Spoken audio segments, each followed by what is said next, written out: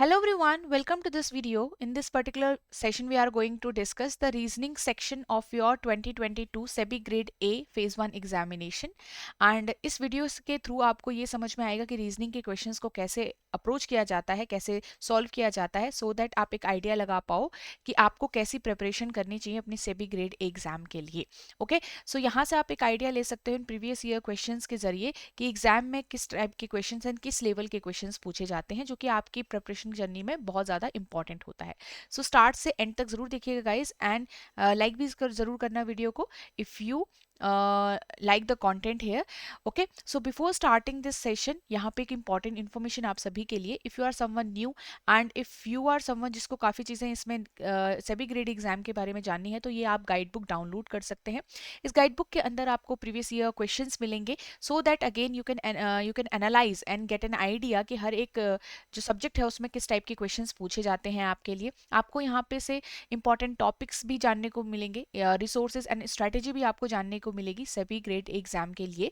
ठीक है, तो आपको काफ़ी हेल्पफुल रहेगी ये गाइड बुक, और सबसे अच्छी बात ये कम्प्लीटली फ्री है, तो आप इसको डाउनलोड कर सकते हैं. इसी वीडियो के डिस्क्रिप्शन में आपको इसका लिंक मिल जाएगा. ओके गाइज, तो कंप्लीटली फ्री है, तो आप इसको नॉर्मली डाउनलोड करके सेव करके कभी भी रीड कर सकते हैं. तो चलिए, we will start our first question. 8 persons P to W are standing in the college queue to get an application form. ठीक है, the one who get the application at first is numbered as 1 and the one who gets immediate after him is numbered as 2 and so on. तो आपका जो table बनेगा वो किस तरीके से बनेगा? 1 2 3 4 5 6 7 एंड 8, इस टाइप से आपका पूरा ये टेबल बनेगा.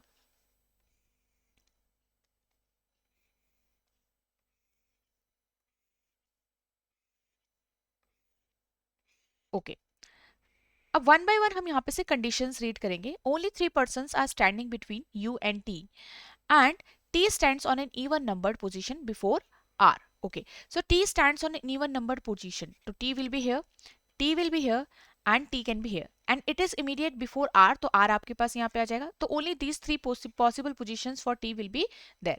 Only 3 persons between U and T, तो U भी आप यहाँ पे अरेंज कर सकते हो. U आपका 1 2 3 आप U यहाँ पे अरेंज करोगे, 1 2 3 आप U यहाँ पे easily अरेंज कर सकते हो. Okay, now P stands on an even numbered position between U and R. So look at R and U. Even position between U and R is this. Even position between U and R is this. And even position between U and R is this.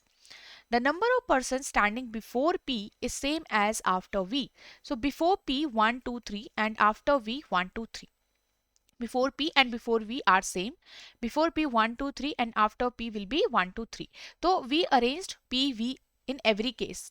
Now W stands before Q but after S where at least one person stands between all of them. मतलब यहाँ पे कह रहा है कि W जो है आपके पास Q से पहले है and but after है S से. तो जब आप रखोगे यहाँ पे S W and Q, हाँ, आप हर केस में रख सकते हो S W and Q and यहाँ पे S W and Q.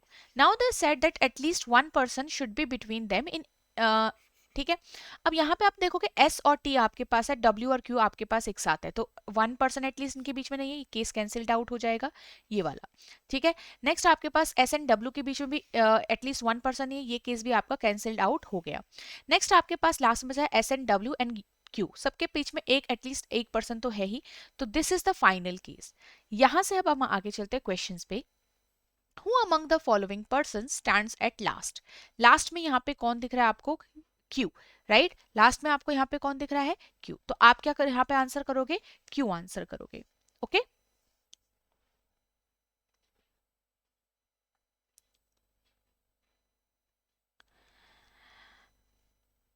तो Q तो है नहीं, यहाँ पे Q है हमारे पास, यस, तो Q will be the answer.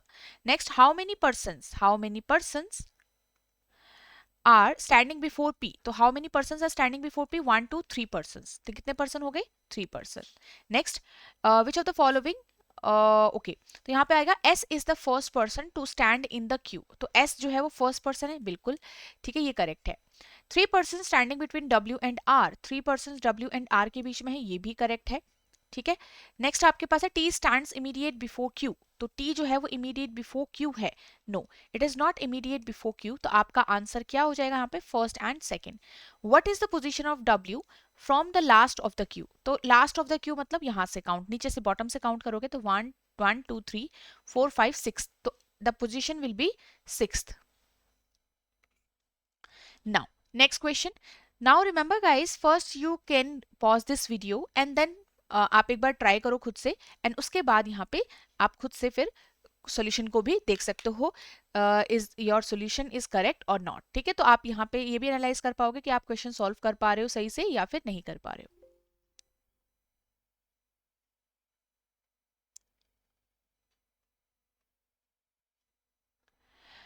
Okay, so I hope आप लोगों ने क्वेश्चन सॉल्व कर लिया होगा। A certain number of persons are seated in the linear row facing in the north direction, ठीक है, facing in the north direction. N sits fourth to left of Q, N जो है आपका fourth to left of Q है, तो आपके पास सबसे पहले आप क्यू और एन को रख सकते हो यहाँ पे। क्यू और एन को जब आप रखोगे तो यहाँ पे आपके पास कुछ और लाइंस भी आपको रीड कर लेनी चाहिए। Only 2 persons are seated between Q and L, क्या लिखा हुआ है, only 2 persons are seated between Q and L. ठीक है, तो आपके पास यहाँ पे हो गया क्यू, ठीक है, क्यू के 1 2 3 फोर्थ पोजीशन पे एन है, okay, then only 2 persons between Q and L. एक बार आपके पास फिर एल यहाँ पे आ जाएगा और एक बार आपके पास दूसरी पोजीशन लेके 1 2 एल आपका यहाँ पे भी आ सकता है, ठीक है। 1 2 3 आपके पास एन हमारा यहीं पे था।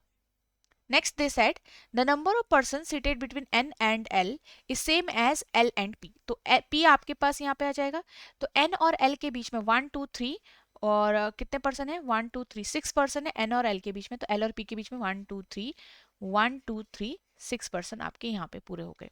Next p sits fourth to right of s, p जो है वो फोर्थ राइट है, तो 1 2 3 s आपके पास यहाँ पे आ जाएगा, ठीक है। इस वाले केस में s आपके पास यहाँ पे आ जाएगा। Number of persons seated between S and P is one more than the number of persons between M and N. Okay, तो यहाँ पे S और P के बीच में जितने पर्सन हैं वो वन मोर हैं किससे, M और N के। तो S और P के बीच में ऑलरेडी 3 पर्सन है दोनों ही केस में, तो M और N के बीच में दो पर्सन होंगे दोनों केस के अंदर। कह रहा है M और P are not immediate neighbour, साथ में ये भी कहा है कि M और P इमीडिएट नेबर नहीं होंगे, तो ये भी आपको ध्यान में रखना है। So now we know that between M and we have to place 2 persons, we have to place 2 persons in each case, and remember that M is not the neighbor of P। तो यहाँ पे आपके पास 1 2 आपके पास M यहाँ आ जाएगा, M और पी नेबर हो जाएंगे, राइट, तो ये हो जाएगा यहाँ पे से नहीं। अब 1 2 यहाँ पे से आप एम इधर रख सकते हो, एम सॉरी एम आपके पास यहाँ आ जाएगा, और 1 और 2 person between M and N, and आपके पास एम पी का नेबर भी नहीं है। क्लियर है। नेक्स्ट दे सेट कि आपके पास एम और एन के बीच में, एम और पी के एन के बीच में 2 पर्सन, तो एक बार एम यहाँ आ जाएगा, ओके, एक बार एन एम यहाँ हो जाएगा, और एक बार फिर आपको एक और केस बनाना पड़ेगा, 1 2 एम यहाँ हो जाएगा, इसी केस का एक और पार्ट यहाँ पे बन जाएगा। तो हम जितना अभी तक फिल किया है उसको फिर यहाँ पे डालना पड़ेगा आपको वापस से, ठीक है। तो इसके बीच में 2 पर्सन, 1 2 और फिर एस, और फिर 1 2 3 और फिर यहाँ पे पी। क्लियर। नेक्स्ट आपके पास क्या कहा गया है कि आपका I sits immediate left of S, I और जो है इमीडिएट लेफ्ट ऑफ एस है। पहला केस तो आपका यहीं पे कैंसिल्ड आउट हो गया क्योंकि आई के लिए जगह नहीं है। नेक्स्ट दूसरे केस में देखो आई आपके पास यहाँ पे आ जाएगा, कौन से वाले पे जगह पे, यहाँ पे इस वाली पोजीशन पे आपके पास आई आ गया, immediate left of S, immediate left of S. Not more than 5% seated to the right of I, कह रहा है कि 5 से लोग ज्यादा नहीं बैठने चाहिए, तो 1 2 3 5 1 2 3 4 5 दोनों ही केस में यहाँ पे करेक्ट आ रहा है। नेक्स्ट है कि the number of person seated to the right of I, मतलब वो तो 5 है ये हमें पता है, is 1 more than the number of person seated to the left of G. इसका क्या मतलब होगा, इसका मतलब होगा कि जो पर्सन जी के लेफ्ट में बैठे हैं वो सिर्फ 4 है, 1 मोर कहा था ना उसने आई के लिए, तो 5 1 मोर देन 4 है, तो 4 पर्सन आपके जी के लेफ्ट में आ गए। जी जो है वो second to left of M बैठा है, जी जो है वो second to left of M है, तो यहाँ पे 1 और 2 जी आपके पास यहाँ आ जाएगा। इस सेकंड वाले केस में आपके पास, इसको थोड़ा इधर बना लेते हैं, जी आपके पास यहाँ आ जाएगा second to left of M.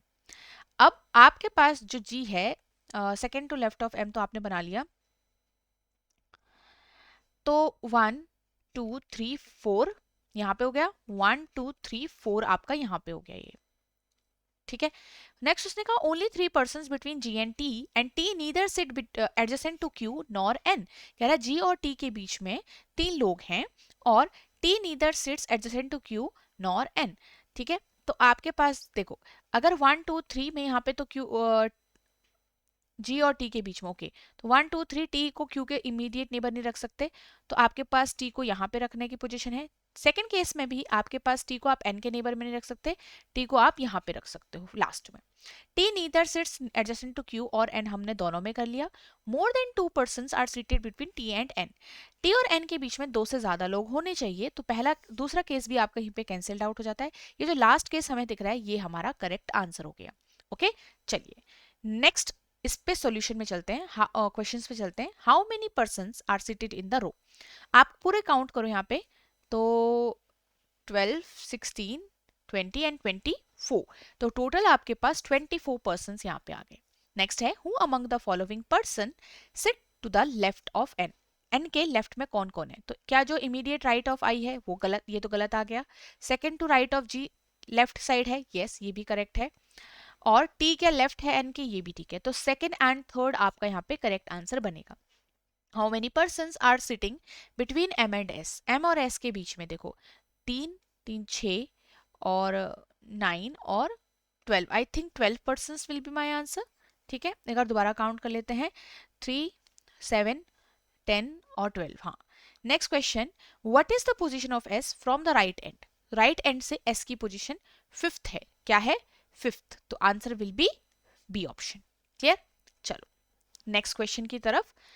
Now 8 persons were born on different dates either 6 और 19, ठीक है। इसको एक बार वीडियो को पॉज करिए एंड ट्राई करिए। चलो, सो आई होप आपने इसको ट्राई किया होगा। So we will first draw the table with the dates, ठीक है।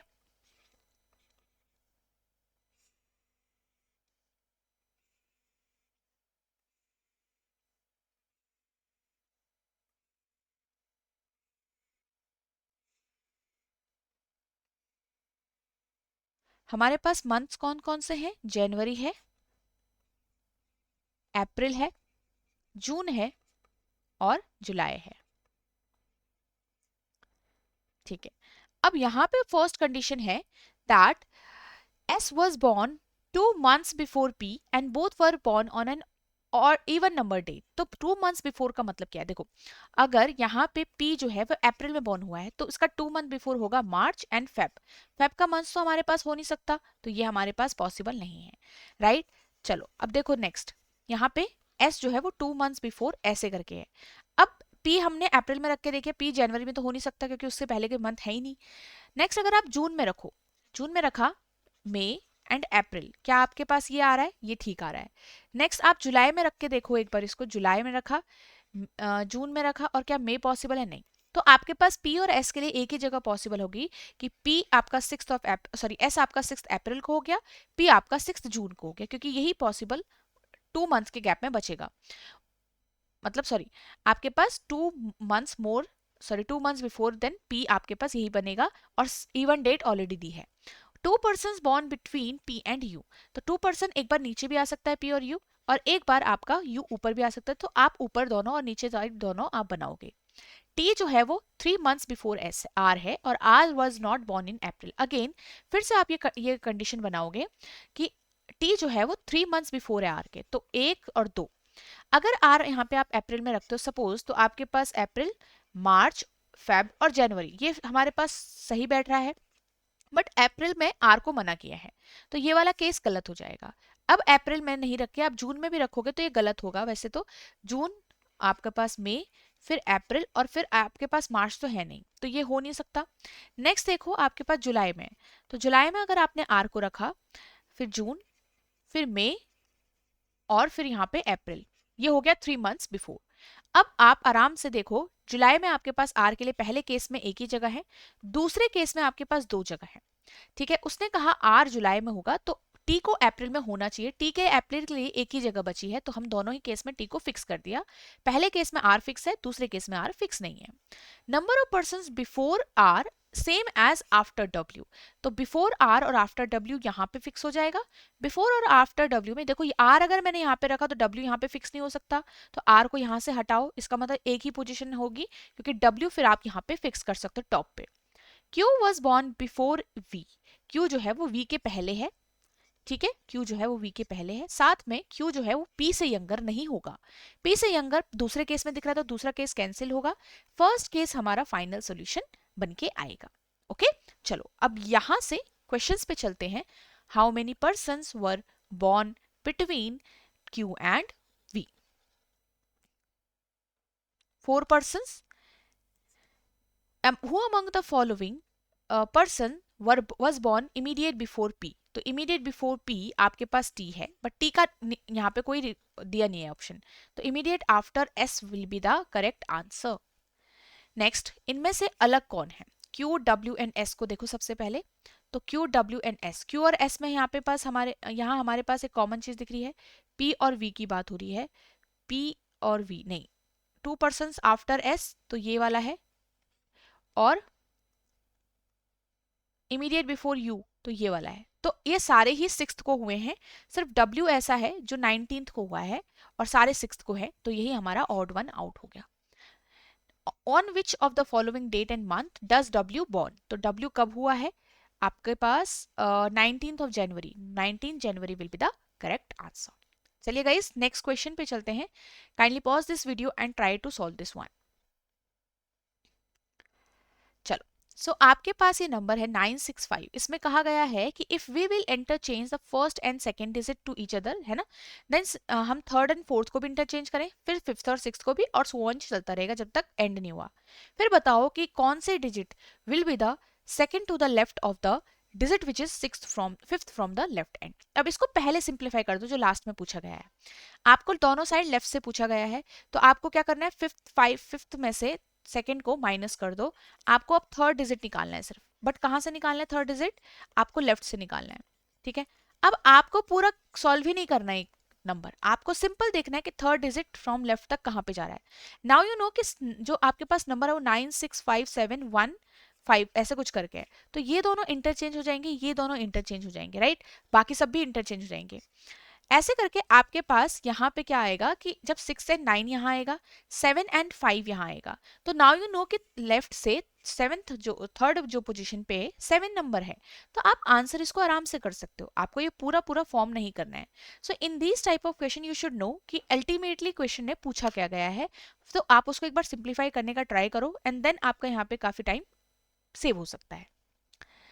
नेक्स्ट आपके सामने क्वेश्चन है, 8 persons are sitting around a circular table, 4 of them are facing towards the centre. आपके पास में से 4 लोग सेंटर की तरफ देख रहे हैं और 4 लोग जो हैं वो आउटवर्ड देख रहे हैं, बाहर की तरफ। तो अगर मैं यहाँ पे सर्कल बना लेती हूँ, एक सर्कल,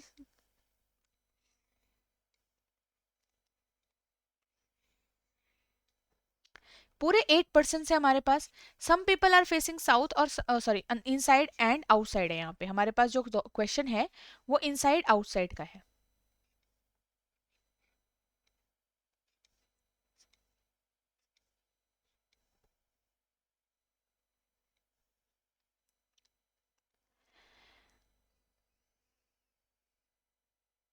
चलो, अब उसने बोला कि 3 person sit between V and R, V और आर के बीच में 3 पर्सन है, both R and V face opposite direction to each other, S second to right of R है।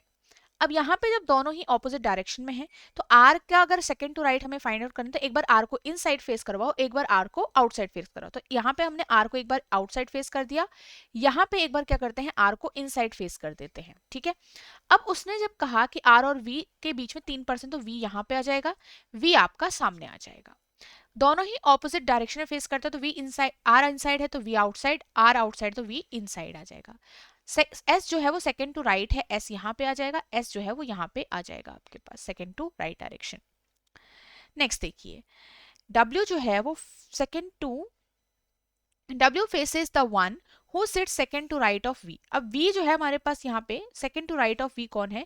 S है यहाँ पे दोनों ही केसेस के अंदर। तो W उसको फेस करता है, इट मीन्स W जो है वो इनसाइड फेस करेगा, W उसको फेस करता है, W इनसाइड फेस करेगा। U थर्ड टू लेफ्ट है W के, तो थर्ड टू लेफ्ट यहाँ पे आ जाएगा, थर्ड टू लेफ्ट यहाँ पे आ जाएगा। Neither R nor S immediate neighbour of Q। तो R और S दोनों ही इमीडिएट नेबर ऑफ Q नहीं है, तो Q यहाँ पे आ जाएगा। R और S दोनों ही इमीडिएट नेबर नहीं है क्योंकि, तो Q यहाँ पे आ जाएगा।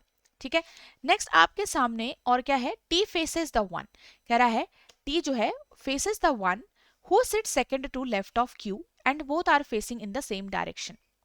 तो आपके पास यहाँ पे क्या कहा गया है?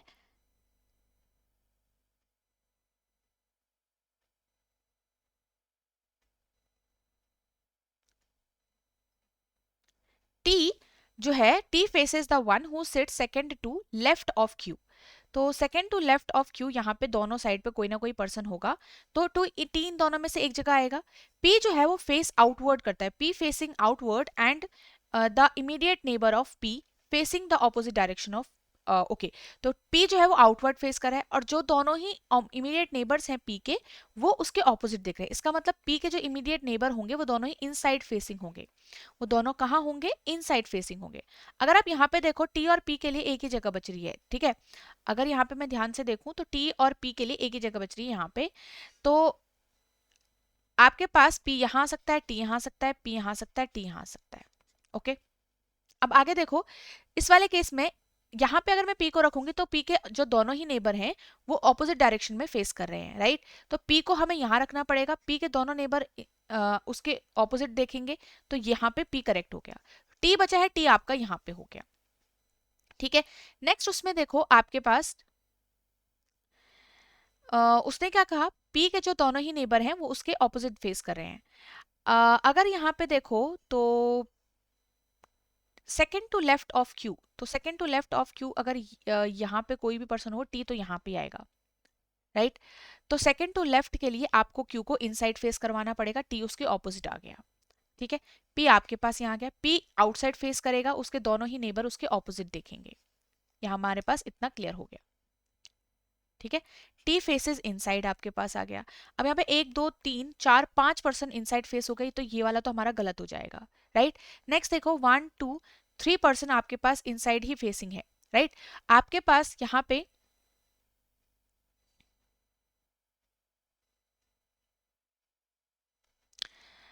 टी जो है वो इनसाइड फेसिंग होगा क्योंकि टी फेस कर रहा था। तो 1 2 3 4 पर्सन ऑलरेडी आपके पास आउटसाइड हो गए हैं। साथ ही यहाँ पे क्यू को आउटसाइड फेस करवाना पड़ेगा, ठीक है, क्योंकि क्यू के सेकंड टू लेफ्ट जो पर्सन है पी, वो टी को फेस करता है। ये करेक्ट हो गया था, मतलब वो टी के ऑपोजिट था, ये हमारे पास इस वाली लाइन से आया हुआ था। ठीक है, अब आपके पास 1 2 3 4 ऑलरेडी आउटसाइड हैं, तो ये वाले पर्सन भी आउटसाइड ही फेस करेंगे। ओके, चलिए यहाँ पे हम क्वेश्चंस पे चलते हैं। Who sits fourth to right of P? Fourth right of P आपके पास टी हो जाएगा आंसर में। टी आंसर में नहीं आएगा तो आपके पास one who sits opposite to P आएगा। कह रहा है कि how many persons sit between Q and the one who faces S, counted from the right of Q. Q के राइट से काउंट करो, जो एस को फेस करता हो डब्ल्यू है, तो इन दोनों के बीच में कितने पर्सन है? 0। तो यहाँ पे नन आना चाहिए था, तो other than the given option आएगा। कह रहा है कि which of the following statement the third person doesn't sit, कह रहा है कि नहीं बैठता है, doesn't sit exactly in the middle. तो यहाँ पे आपको यस नहीं पूछा, उसने नो पूछा है कि doesn't sit exactly in the mid of the first and the second person as per the final arrangement. तो आपको देखना है कि यू और पी के क्या एग्जैक्ट बीच में क्यू बैठता है या फिर नहीं बैठता है। देखो यू और पी के एग्जैक्ट बीच में क्यू नहीं बैठता है यहाँ पे, तो आंसर में यहाँ हो गया नहीं, नो। टी और यू के एग्जैक्ट बीच में आपके पास वी बिल्कुल बैठता है, और वी और आर के एग्जैक्ट बीच में आपके पास डब्ल्यू भी बैठता है, तो आपके पास ये भी करेक्ट हो गया। तो आपके पास डजंट सिट वाला कहाँ पे आना था? फर्स्ट पे, राइट। तो आपके पास क्या हो जाएगा? Other than the given option. Okay, चलिए, who among the following sits fifth to the left of U? Fifth to the left of U कौन है यहाँ पे? 1 2 3 4 5 6, सॉरी 5, 1 2 3 4 5 आपके पास वी आ जाएगा, other than the given option again. But यहाँ पे ये फेसेस वाला लिखा हुआ है, तो आपके पास यहाँ पे fifth to the left of V, U is V, and जो जिसके ऑपोजिट आर है, तो वन हु फेसेस आर, तो यहाँ पे ये करेक्ट होगा। ठीक है, फर्स्ट ऑप्शन। चलो नेक्स्ट क्वेश्चन की तरफ हम यहाँ पे चलते हैं।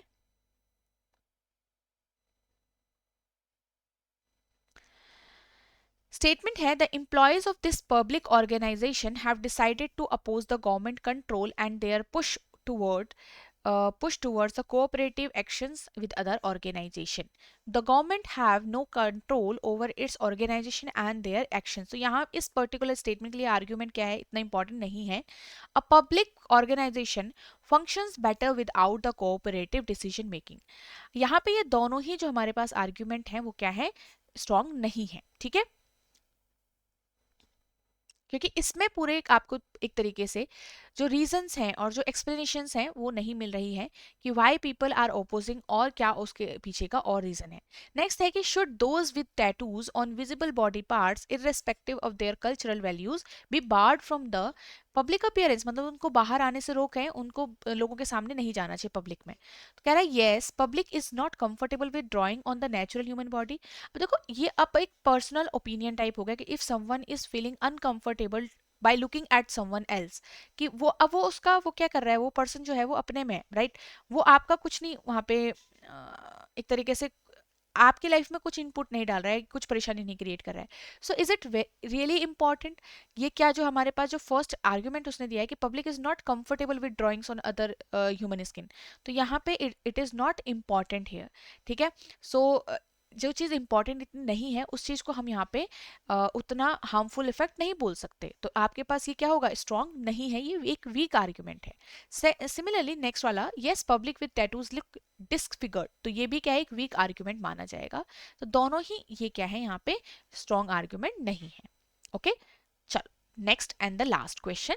If the consonants of the word reservation are changed to the immediate previous letter and the vowels are changed to the immediate next letter in the English alphabetical series, तो जब आप इसमें कन्वर्ट करोगे आपको लास्ट में बताना है कि how many letters are repeated here. तो जो चीज पहले से जब रिपीट हो रही होगी तो वो आपके वापस से रिपीट होगी।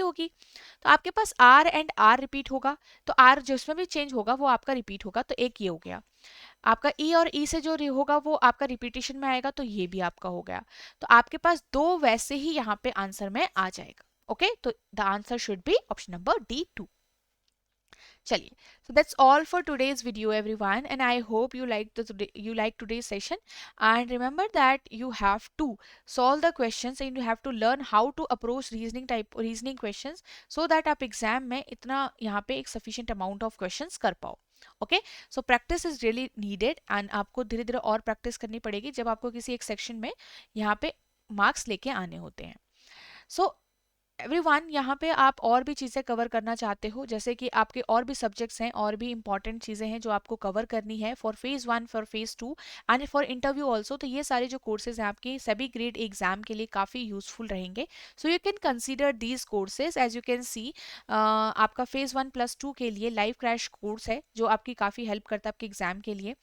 तो आपके लाइव क्लासेस रहती हैं इसके अंदर, आपके जो भी नोट्स वगैरह होते हैं इंपॉर्टेंट सब्जेक्ट से रिलेटेड वो आपको मिलेगा, करंट अफेयर मैगजीन्स आपको मिलेगी, आपको फुल लेंथ मॉक टेस्ट भी इसी के अंदर मिलेगा, आपको सॉल्व पीवाईक्यूज मिलेंगे, आपको chapter wise mock test and current affair mock test, ये सारी ही चीज़ें अवेलेबल हैं। Similarly in the silver course आपके पास फेज 2 एंड इंटरव्यू के लिए रहता है।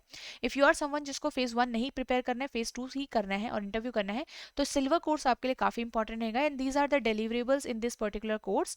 एंड गोल्ड कोर्स भी आपका काफ़ी इंपॉर्टेंट है। अगर आप एक वैसे पर्सन हो जो स्टार्टिंग से सारी चीज़ें करना चाहता है, फेज 1, फेज 2 एंड इंटरव्यू, तो ये गोल्ड कोर्स काफ़ी इंपॉर्टेंट रहता है आपके लिए and these are the deliverables in this particular course, you can read them.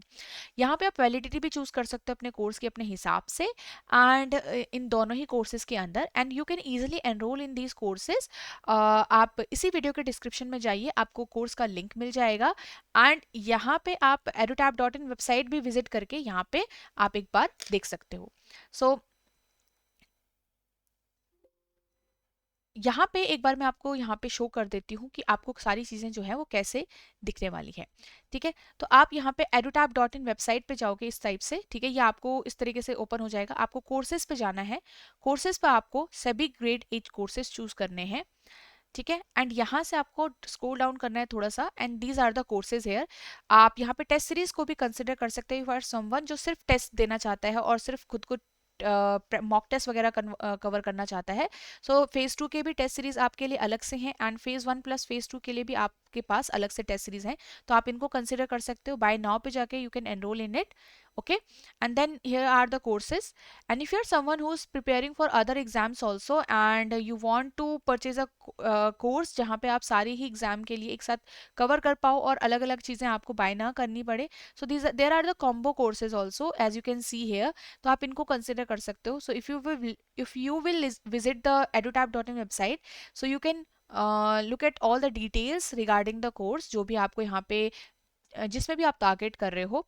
ठीक है। सो ये आपको कॉम्बो कोर्सेज के अंदर जाके मिलेगा, तो यहाँ पे से you can select the combo and the single courses. ठीक है। चलिए, सो